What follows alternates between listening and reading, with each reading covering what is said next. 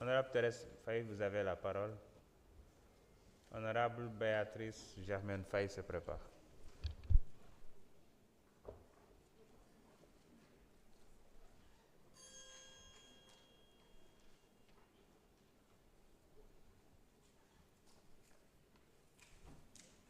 Merci beaucoup, Monsieur le Président, je vous salue.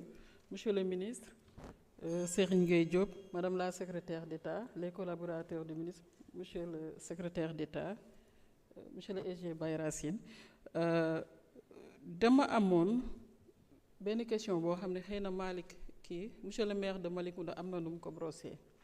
La zone économique spéciale de Sandiara qui regroupait les 3 communes Sandiara, Nguéniène ak fi nga xamante ne moom mooy nu mu tudd sax Malicounda mu nekkoon un modèle économique boo xam ne monsieur le ministre jot nañ ci waxtaan benn jour ba on devait reproduire le même modèle entre Diareh, Ngayokhem et Fissel. Je ne sais pas si vous vous souvenez tey boo ñëwee nekk ministre di gérer secteur bi modèle boobu bëgg a réer ci biir département Mbour ak Sénégal damay laajte ndax dafa am soubassement politique wala dafa nekk loo xamante ne rek peut-être yow da nga cee jógagul man c'est une question parce que c'est vraiment un modèle qui avait réussi te ñun soxla nañ ko suñu gox yi bëggoon cee am expérience bu ñu jëlee ci yéen. Beneen affaire bi monsieur le ministre barke démb gis nañu marchand ambulant yi def nañ marche ci dëkk bi donc marche boo xamante ne suñu nee marchand ambulant secteur informel la.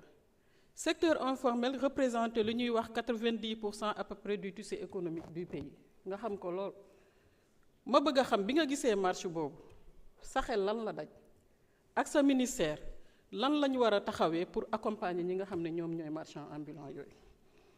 Beneen affaire bi monsieur le ministre li may wax je suis très à l'aise ndax vous êtes à côté de madame Fatou Faye qui a été la directrice générale de l'ADPME. ADPME suma juumul nekk ci ministère bi ba tey ñu wax waxu ETER léegi ñu structuré woon ko nag ak le président Macky Sall Banque mondiale ak Banque africaine de développement accompagner li nga xam moom mooy état Sénégal pour la relance de l'économie post-Covid. Donc ma bëgg a xam ci diggante bi parce que am na liggéey bu ci ADPME doon def la représentation des femmes ci financement ak accompagnement yi nan la ci toll ndax léegi programme bi jeex. bu ñu ñëwee ci agropole yi foofu aussi ba tey rek le maire de Malicounda félicité na président Macky Sall ci Diamniadio mais man dama koy félicité ci agropole yi ndax ñëpp xam nañ ne le concept des agropoles c'est le président Macky Sall et on a été tous des acteurs c'était un écosystème avec toutes les structures qui travaillent que muy économique muy foncier muy feneen pour agropole yooyu.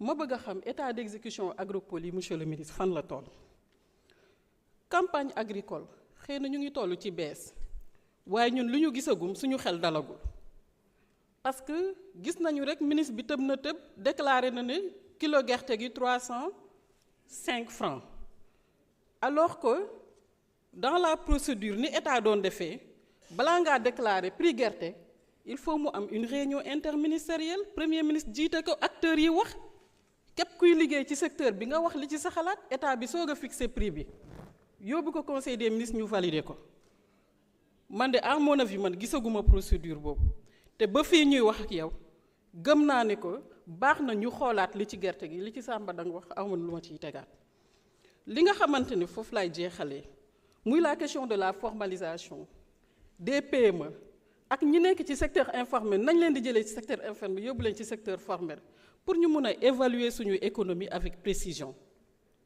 Cheikh Diba bu fi nekkoon confirmé ko tout le temps on dit que on est sous-noté agence de notation yi ce qui se passe au Sénégal loolu moo am partout en Afrique l'économie africaine est très sous-notée parce que xam nga lu tax secteur informel bi agence de notation yi bu ñu ñëwee ci dëkk yi du ñu xool li xew ci informel bi du ñu xool ki nekk Parc Lambaye lan la am nan la toll ñoom lu ñuy xool mooy activité biy jaar ci banque yi moo tax la question de la formalisation de notre économie est réelle pour que agence de notation yi bu ñu ñëwee buñ ñu fekkee bu ñu intégré ñiy liggéey ci secteur informel dinañ xam ni que ñii war na mën a romb 3 ndax li nekk ci ay alal ak activités yoo xam sénégalais ñu ngi koy def te kenn tracé wu ko kenn xamu ko état tracé wu ko dafa bari lan moo ci war a gën a nekk seen taxawaay monsieur le ministre.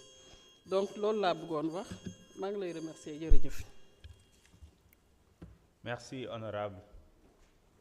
Honorable Béatrice Faye, vous avez la parole. Honorable Abdoumbaou se prépare. Monsieur le Président, Monsieur le ministre de l'Industrie et du Commerce, Monsieur le ministre des Finances et du Budget, Monsieur le secrétaire d'État auprès du ministre de l'Industrie et du Commerce chargé du développement des PME et des PMI, Madame la secrétaire d'État auprès du Premier ministre chargé des relations avec les institutions, chers collègues, je vous salue. Monsieur le ministre de l'Industrie et du Commerce, mon intervention va porter sur 4 points. D'abord, permettez-moi, en prenant la parole aujourd'hui, de revenir sur une réalité incontournable. Le département de Mbour est l'un des territoires les plus stratégiques du Sénégal, un carrefour commercial, touristique, agricole, halieutique et artisanal dont les potentialités restent encore sous-exploitées. Monsieur le ministre, mon département Mbour pourrait devenir l'un des poumons économiques majeurs du pays si une politique commerciale et industrielle cohérente, territorialisée et ambitieuse y est pleinement déployée. Mbour dispose d'un des plus importants quais de pêche du pays. Des milliers d'acteurs opèrent dans la pêche artisanale et la transformation, ainsi que dans la commercialisation.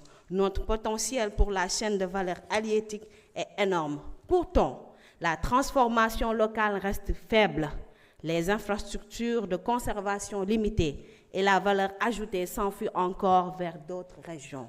Monsieur le ministre, quelles mesures entendez-vous mettre en œuvre pour industrialiser la filière halieutique dans le département de Mbour, développer des unités de transformation, renforcer la chaîne du froid et créer des emplois durables? Mon deuxième point, Monsieur le ministre, et je le pense sincèrement, avec l'artisanat, l'industrie culturelle et les PME, des milliers d'emplois peuvent être structurés. En effet, le département de Mbour est un pôle artisanal majeur en cuir, bois, peinture, couture, bijouterie, tourisme culturel et artisanal. C'est pourquoi je vous interpelle, Monsieur le ministre, où en sont les programmes de financement dédiés à cette localité? Quel mécanisme d'accompagnement des PME et PMI locales prévoyez-vous? Quelle politique industrielle envisagez-vous pour structurer ces filières à haute intensité de main-d'œuvre? Et je le rappelle, ces secteurs n'attendent qu'un cadre institutionnel pour exploser. De manière plus générale, Monsieur le ministre, et c'est la troisième interpellation, quelle stratégie spécifique votre département a-t-il élaborée pour accompagner l'essor commercial du département de Mbour et en faire un véritable hub économique de la Petite Côte? Les acteurs locaux attendent une vision claire, adaptée à leur réalité.